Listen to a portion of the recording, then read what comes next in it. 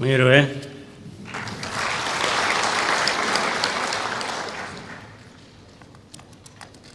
Nagira ngo mbanze kubashimira mwese umwiherero wagenze neza. Ndibura ko hashyizwemo agaciro byari bikwiye, ibitekerezo byatanzwe, kwinenga no kuvuga aho dushobora gukura izindi mbaraga zadufasha kongera gutera intambwe tugomba gutera. Ariko nanone nabura kurangiza mbasubiza aho twahereye n'ubundi tujya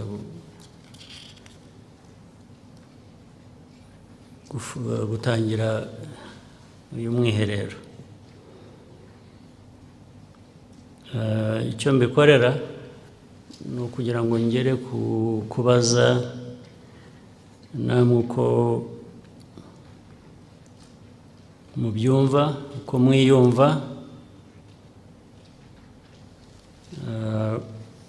kubera ko nyine umwiherero ni uwa 14 ubu turangije. Iyo ushobora kumara imyaka 14 buri mwaka usubiramo ibintu bimwe winenga, uvuga ngo ntabwo biva mu nzira cyangwa se ntabwo biva mu nzira bihagije, ntabwo bikosorwa cyangwa ntibikosorwa bihagije.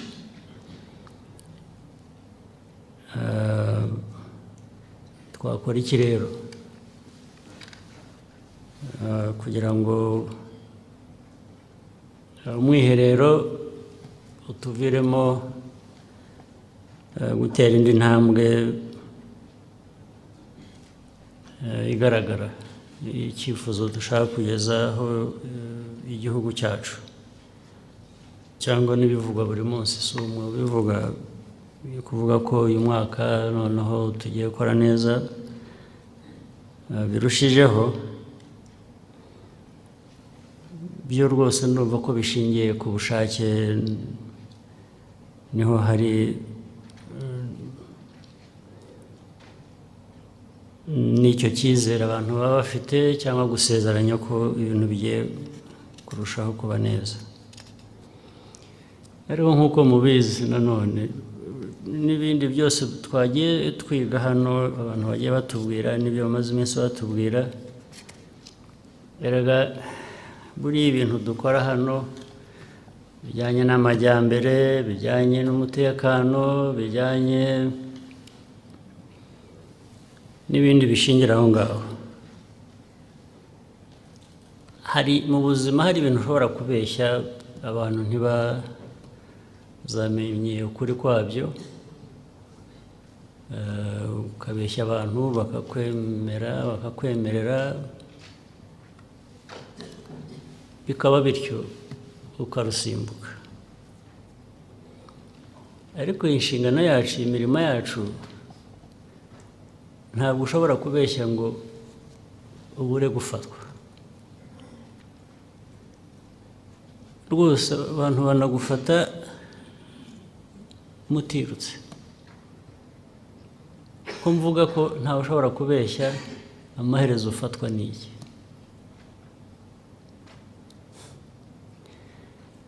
Niba urwana n'ubukene, kugira ngo urandure ubukene, niyo waba uvuga ko wakoze ibintu byose byangombwa, wagize ute, mu gitondo ubukene urabusanga ku muryango.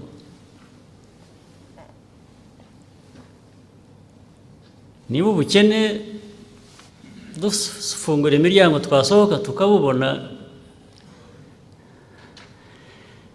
icyo waba warabeshye wibwira ngo ntikizaguhama, uvuga ko warwanyije ubukene ndetse waburanduye mu gihugu urabusanga. Ni ukuvuga ngo iyo ni evidence, ni ubuhamya bukubwira ngo oya urabeshya ntacyo wakoze. Iyo uba waragikoze ntabwo ubukene tuba tubusanze hano. N'umutekano ntabwo ushobora kugenda n'aba ba ambassadors baduhagarariye, niyo wagenda amahanga yose aho muri mubeshya ko mu Rwanda ibintu byose umutekano ni 100%, mudushyire ndetse ku rutonde mudushyire imbere. Iyo baje abo bantu ubwira umutekano barawubona cyangwa ntibawubona. Icyo baba barabeshye Japan, China, Europe, America uvuga ko mu Rwanda ari nyabagendwa 100% umutekano, abantu bameze neza, kuko ushaka kubabwira ko ibyo bagomba gukora byose babikoze kandi ibyo bashaka kugeraho babigezeho, bazaza bagufate, bazaza babisange. Niba bidahari, niba umutekano udahari, uragaragara. Ntabwo ujya gushakisha kundi, birahari birakwiyereka. Abantu barakubwira bati ahangaha ntawe usohoka nijoro, iyo usohotse bakata ikona ujya gusura umuvandimwe, amahirwe yawe yo kugaruka ni 50%. Iyo hatari umutekano, kandi akenshi bikaba baza bakahasanga amakuru nk'ayo ngo umuntu yaragendaga ageze hariya ntiyagaruka, undi yaragiye ageze hariya ntiyagaruka, baramurasa, bamutera icyuma, bamusanze mu nzu baramwica. Ibyo ntushobora kubihisha, ntabwo ubihisha, ntibikunda. Ni ukuvuga rero ngo ibyo dukora tuvuga ngo icyo dushaka kugeraho ni iki, ari icyo ukora, ari ukugikora. Iyo ukora nabi twaba turaha amanama ukaba wabeshya uti ibintu byose turabikora, baravuga iki ariko ibintu bimeze okay, ubundi bujya impaka nawe ndakwihorera. Ariko mu gitondo ukuri gushyira hanze, gushyira hanze. Umutekano twagomba kubaka tutarawubatse uko byagombaga, biradushyira hanze, ntaho ubihisha, ntushobora kubihisha.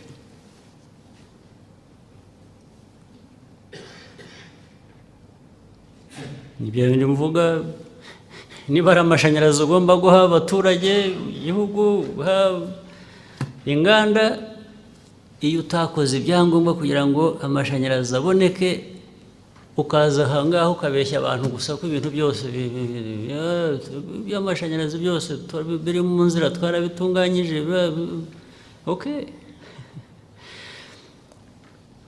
uwo munsi urawurenza ku kinyoma, ariko ukurikira urafatwa kuko amashanyarazi ntayahari. Urajya ahantu hose baterega impamvu tutajya dushya, impamvu tuguhaye icyo kunywa kidakonje, n'amashanyarazi dufite yo gukonjesha ibintu, urafatwa. Icyo nshaka kugeraho mbabwira ibyo ni iki, ni ukuvuga ngo no mu buzima busanzwe butari na hano twahuriye tuba tujya inama abantu batubwira urutonde rw'ibintu bikorwa. No mu buzima busanzwe niba wibwira ko uri muri shortcuts, uri mu nzira z'ubusamo, cyangwa ugira utyo ubeshya utinda rusimbuka, urarusimbuka rimwe, ubwa kabiri urafatwa. niba Ministry of Health yaratanze amafaranga cyangwa yarahawe amafaranga ngo bubake hospital abantu bakayakira, ntabwo uzabeshya ngo hospital warawubatse idahari. Ugomba kuba ihari, abantu bazaza bayirebe, cyangwa basanga idahari, ubwo bavuge ngo ariko ya mafaranga yagiye he? Kandi ko mwatubwiye ko mwakoraga ibyangombwa byose, cyangwa mwigishije abantu, abaganga abandi bazakora muri iryo vuriro, wajyamo ugasanga ivuriro n'inyubako iri aho ngaho ntabarivuriramo, ni ukuvuga ngo n'abarwayi ntabwo barigana kuko ntacyo bazasangayo. Ibyo wabihisha ute? Iyo abantu bahisha cyangwa bagerageza kugira bibarenze umunsi umwe, bibarenze icyumweru, ariko kuri kuragenda kukagusubiza hahandi ngo dore ntacyo wakoze, urabeshye. Mumbwire niba naribeshye no mu magambo ahubwo, cyangwa se tumenye, twumvikane ngo turabwizanye ukuri. Icya mbere, ari utazi ibibazo by'igihugu cyacu, aho tuva.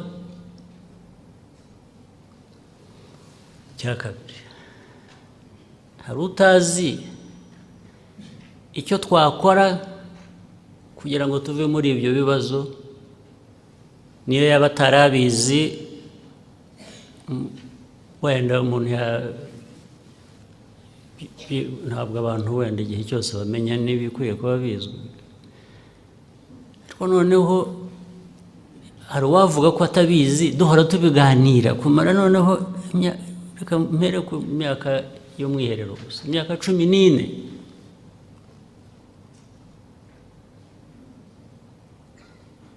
Niyo waba utamaze 14 yose, umazemo 8 nk'iyo Louise yatubwiye, imyaka 8 bagusubiramo ikintu wari ukwiye kuba ucyumva,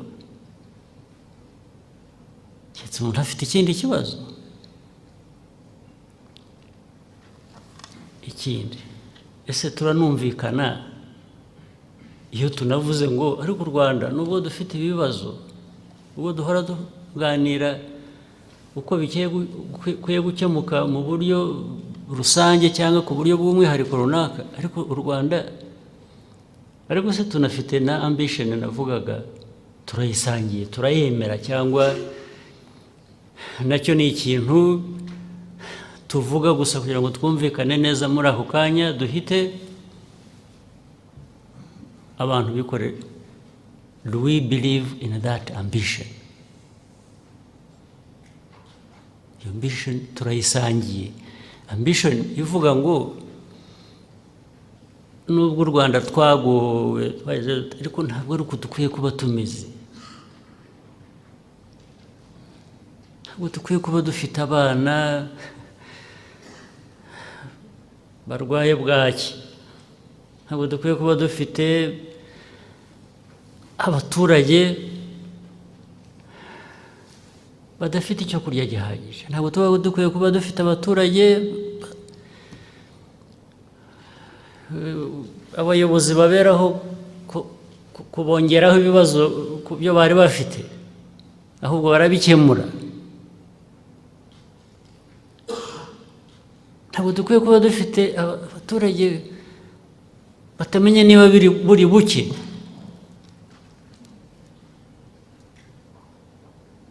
Ntabwo tuba dukwiye kuba dufite abaturage bavuga ngo ningira Imana nzageza ku myaka 40,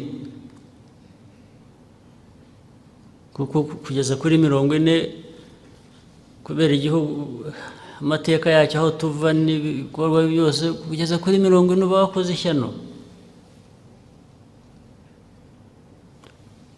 Ariko ibikorwa byo kuzamura ngo abaturage babeho, Abanyarwanda bashobora kugeza imyaka 70 bibe ibintu buri wese yumva n'umwana abyaye nawe ubwe azabigeraho. Ni ibintu biriho, ntabwo ari ukuvuga ngo hari ibintu duhimba cyangwa hari ibintu dushaka ibindi bihugu bitageraho cyangwa abantu ku isi batageraho. Turashaka ibintu biriho tuzi bifitwe n'abandi, ahubwo twibaza ngo ariko kuki bo babigera ntitubigire. Kuki ari igitangaza kumva ngo umuyobozi amafaranga yabonye yo kubaka ivuriro, ngo ariko uzi ko ntayo yafasheho yagiye akayagezayo ivuriro rikubakwa. Ibyo nabyo tukabigira igitangaza, tukavuga ngo twakoze ibidasanzwe kubera ko wagejeje amafaranga ku baturage kujya gukemura ibibazo byabo udafasheho igice ngo ukigire icyawe, tukagushimiraga, tukagukomera mu mashyi tukagushimira ngo ariko uzi ko yagejeje aya mafaranga atayariye, ngo ni umuntu mwiza.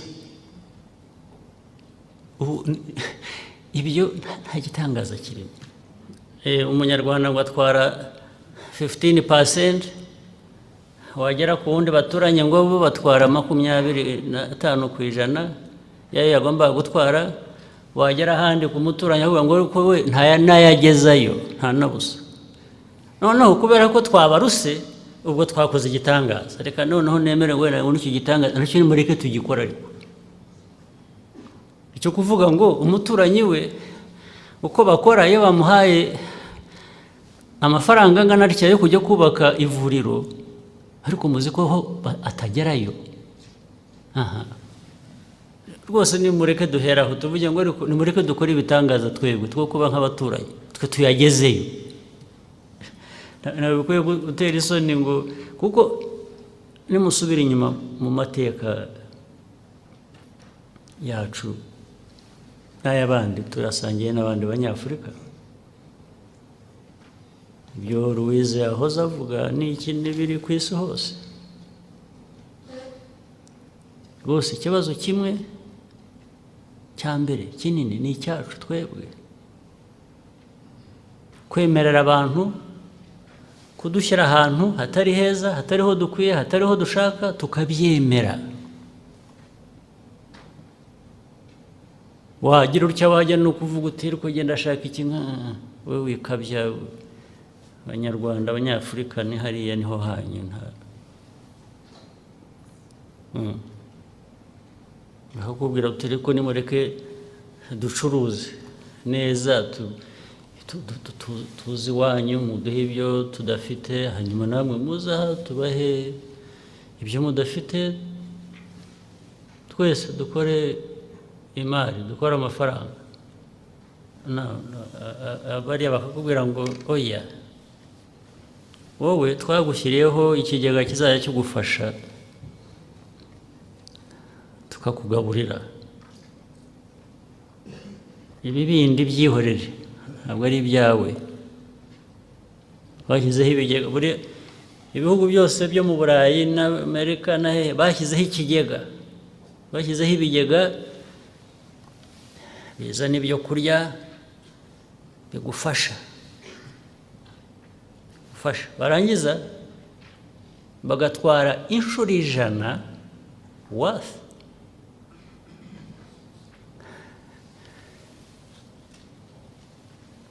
y'ibyo bakuzanira kuguha muri icyo kigega, bagomba kugushyiraho ukaba ariho uguma. Kandi ntabwo uwo nguwo ujya wari we ngaya rwose, bariya ntabwo mbagaya. Ahubwo ugiye ikibazo cyanjye mfite, twaganyira nde ari twe tubyemera? Muribuka ntabwo ari kera cyane abantu batubarira ngo baraduha imfashanyo aid, bakabara n'amafaranga bakubwira ngo tugiye kuguha miliyoni 50 uyu mwaka cyangwa mu myaka 2. ukibwira ngo bagiye kuguha amafaranga koko, barangiza ngo no, icyo twavugaga ni umuceri, twakuzaniraga na buto, ni buto, amavuta, nta mavuta, twavugaga kukuzanira amavuta n'umuceri bivuye iwacu, twabibaze mu mafaranga gusa, nicyo twavugaga.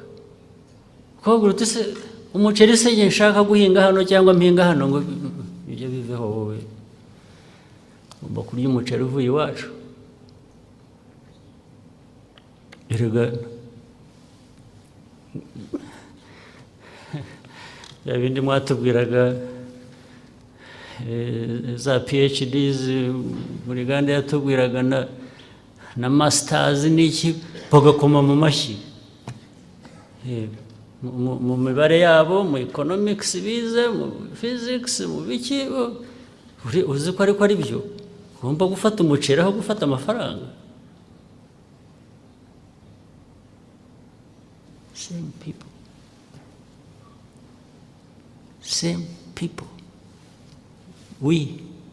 twebwe the leaders. Ariko niba mubibuka byarabaye hano mu gihugu cyacu, hashize imyaka murayizi, turababwira ngo ntabwo muri ngo kandi baranatubwiraga batyo, ibyo mvuga ntabwo ari ibanga, ni ibyavugirwaga hagaragara, bakubwira ngo kandi wowe nutitonda ukomeza kuvuga ibyo bintu byo gushaka amafaranga udashaka ibyo kurya. Hari urundi rutonde twari twagushyizeho rw'ibintu bitaga, hari ni MCC, turaguhanaguraho kandi ibyo bije bite? Ikiganiro twavuga ko ari ikindi, ibu bizanye ute? Ngo no, ngo urabizi ngo n'abanyamakuru b'igihugu cyawe ntabwo bafite ubwigenge. Nguvuga ngo nubyemera turaceceka, nutabyemera biragutera ikibazo. Wabujije amakuru kwisanzura, ngo bavuge amakuru uko bashatse, press freedom ntayihari. Ariko ubwo ikibazo kikaba ko wanze umuceri wabo. Noneho umuceri se cyo bivuze ni iki? Ni ukuvuga ngo bo abiwabo barahinga, amasoko akababana make, bahinze byinshi, so bagafata muri budget yabo bakagura wa muceri w'abaturage babo nk'aho bagiye ku isoko. Urabyumva? Barangiza bagashyira ku bwato, bo bahunika ku bwato, ubwato bukajya ku mazi, bukaguma bugeze buke butegereje gushyira Kagame wa muceri. Umuturage we yinjije amafaranga, yarasaruye, ntabwo yagombye gutegereza ko ajya ku isoko. Bafata amafaranga baramugurira, we abika amafaranga, batukomeza uhinge gusa. Noneho bagafata wa muceri bakazanira, bati wowe tuguhaye miliyoni, kandi bati abantu bavuga ati ariko se minerals zanjye harya muze mugatwarira ubusa, oil ateye byihorere, hariya nta n'amafaranga menshi arimo, wowe ufata umuceri gusa, ufata umuceri uceceke. Abanyafurika bagafata umuceri bakarya bagataha. Erega ubwo niko aho tuva, aho turiho turwana no kuva, ni aho ngaho. Umuntu utubwira ngo nimwe mugumye aho, abakoze ishyano, namwe muri mwe babyemera mukora ishyano. World Food Program ubundi irafasha, it helps mu humanitarian situations, Syria, intambara, abantu aho abaturage ariko mu Rwanda rufite amahoro, warangiza utari ko turashaka kubagaburira. Ko duhinga se dushaka ahubwo naho twaho twara ibyo kurya ku masoko nimuza n'ibyo ngibyo kuza ku masoko nzagurisha he bakavuga ngo ariko hari abashonje mu Mutara hariya za Nyagatare n'ahandi abantu barashonje ubwo sigaye tubabwira turabwira ngo ariko murabizi muri abantu beza kandi turabyemera murashaka kuduha ibyo kurya ni mu bigure mu Rwanda aho bejeje hanyuma tugaburire abo mu Rwanda batejeje ni ukuvuga ngo amafaranga yagiye mu Banyarwanda bahinze bareza ugaburiye abahuye ibyo rwose ni ibintu niho nabarondogoreyemo nzi ko ari ibintu muzi ibintu mwumva ariko kuki mwabyemera kandi mubyemezwa ababyemera babyemezwa nuko badashaka gukurikiza ibyo tuba tuganira hano uko abantu bakwiriye kuba bakora aka gahugu kacu uko kameze nta kintu tugira reka ubu se biva muri Kongo yose bikaza bigahagarara ku mupaka bikaba muri Tanzania bikaza bigahagarara ku mupaka ibindi bikaba ni Burundi bakatubwira ngo ariko hari platinum hari gold hari ibyo bitangaza nickel niki nabyo biraza nabyo bikagaruka ku mupaka ubu ariko sinshashye kubihakana cyane kuko uko u Rwanda umupaka warwo umeze n'ubundi hari ababigenje ko bashobora kuba baragiye umurongo ukurikiraho ibintu bitari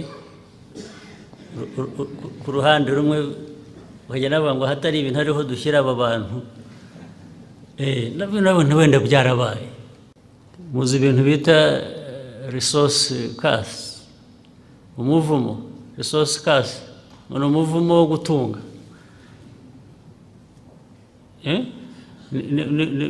crude translation ni nk'ibyo umuvumo wo kuba ifite umutungo icyo bivuze ni ukuvuga ngo abantu bagize umutungo barangije icyabaviriyemo ni amakuba gusa barangiza bakavuga ibihugu byose bakabivuga ntabwo nibwira ko igitumye tutari kuri urwo rutonde rwa resource curse ari uko tudafite resources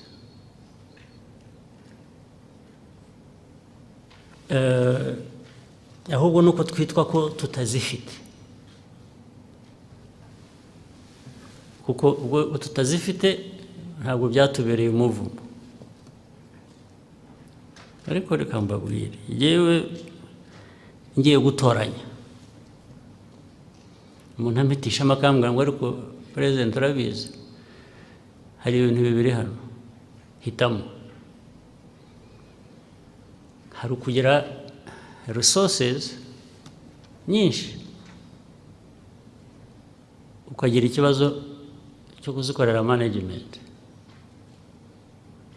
no kugira ngo zungukire igihugu ubu ni nako bimeze nkaho bampitishijemo ariko bampitiyemo aho kugira ngo babe ari ryo hitamo ukanambwira ngo ariko hari n'ubukene bwinshi wimanagingira ubu bukene nibwo bwiza nibwo butagutera ikibazo the answer is obvious najya guhitamo kumanaginga ubukene kubera iki kuki nahitamo kumanaginga resources kuki resources zambera ikibazo ariko niba duhangana n'ubukene tukagera aho tubugeza ubu twahangana n'ubukire tukabura aho tubugeza birashoboka umurengwe urica bararengwa bibagirwa ibyo bagomba gukora ariko nta murengwe w'ubukene ubaho barengwa kubera ubukene. Wenda twebwe rero aho twahereye twagize umuco wo kutarengwa, nitunabona na resources ntabwo bizatubera ikibazo. Ariko hari ibihugu tuzi bikize ubukire butabereye ikibazo, abayobozi bafite oil nyinshi cyane, aho kugira ngo bibabere ikibazo bibaberamo ubukungu koko. Kuki se twe tutaba duri? Ndibwira rero ko nibisobanuka neza ubwo tuzakora iyindi retreat twumvikana uko tuzamanaginga umutungo kurusha kumanaginga ubukene. Murakoze cyane.